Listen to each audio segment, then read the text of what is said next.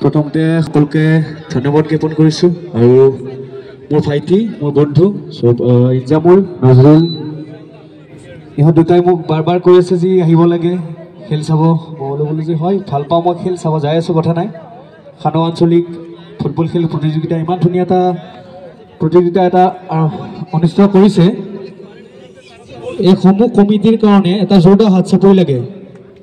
ইমান ধুনীয়া এটা মানে প্ৰতিযোগিতা অনুষ্ঠিত কৰিছে কি ক'ম আৰু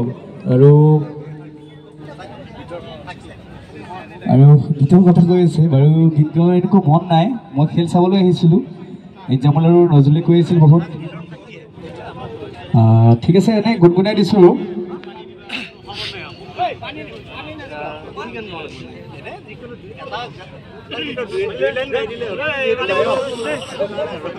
ঠিক আছে এনে গীতৰ ফাঁকি এটা গুণগুণাই দিছোঁ আৰু এইখিনিতে সমাপ্ত কৰিম আৰু ঠিক আছে মায়াবিনী ৰাতেৰ বুকুৰ দেখা পালো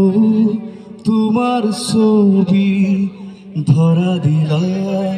গোপনে আহি হিয়াৰ কোন তুমি যেমন শুকান মনত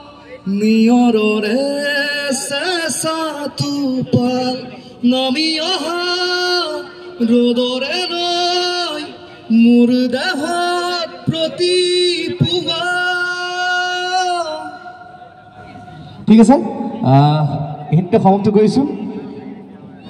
thank you so much love you all বেয়া চাই নাপাব আৰু আকৌ ধন্যবাদ